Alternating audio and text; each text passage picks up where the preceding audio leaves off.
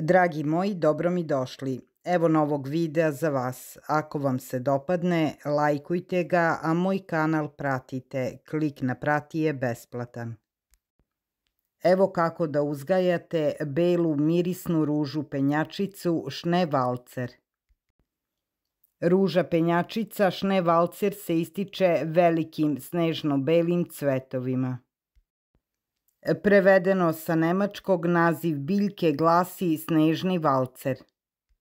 Ova ruža može da naraste u visinu do 3 metra, a u širinu do 2 metra.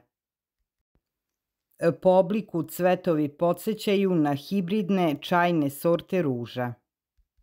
Lišće ima bogato zelenu boju, a grm vrlo brzo dobija zelenu masu. Cvetovi ruže Schneewalzer prvo imaju bledo limunastu nijansu, a zatim kako se pupoljci otvaraju postaju čisto beli. Prednost ove sorte je u sledećem: dugo i obilno cvetanje, dobra otpornost na mraz, delikatan prijatan miris cveća, otpornost na većinu bolesti, odlične dekorativne karakteristike.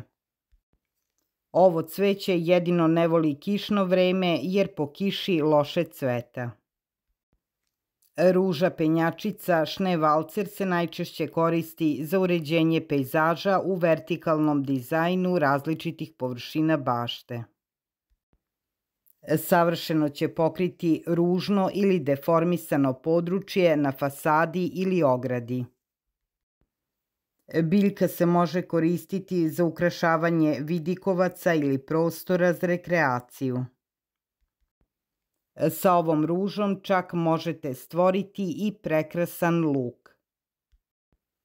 Grm ove mirisne ruže će ukrasiti bilo koju lokaciju, harmonično izgleda u bilo kom stilskom pravcu. Ruža penjačica Schneewalzer se odlično osjeća na povišenom sunčanom području gde može da raste.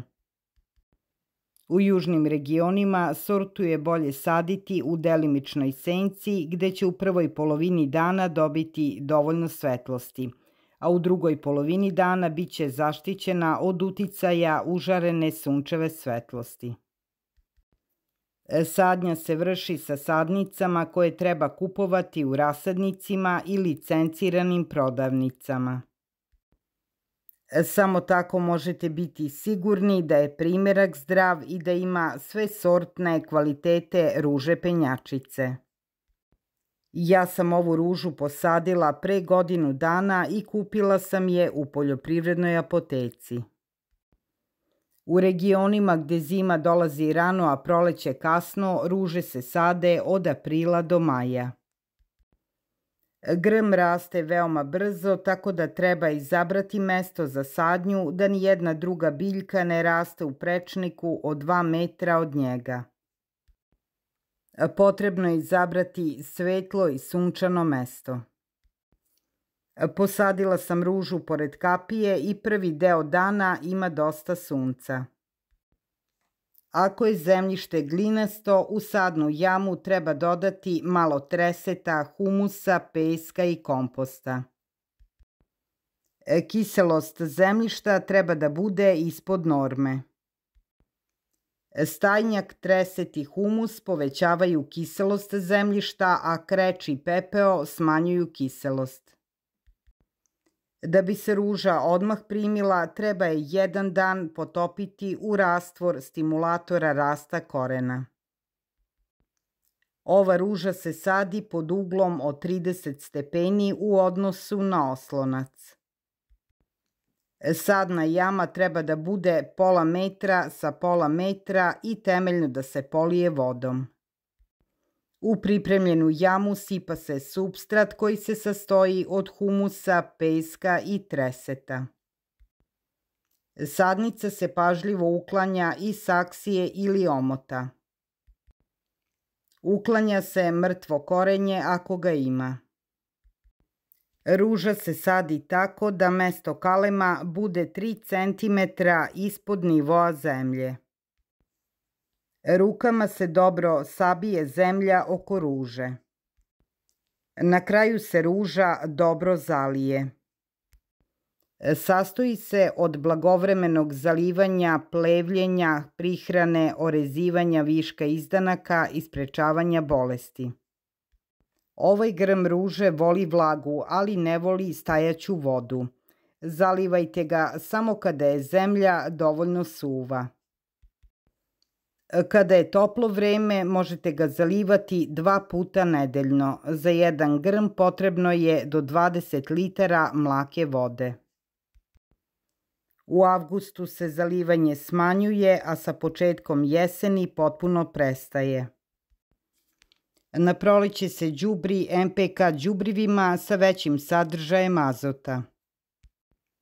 Tokom perioda cvetanja đubri se đubrivom sa većim sadržajem fosfora i kalijuma.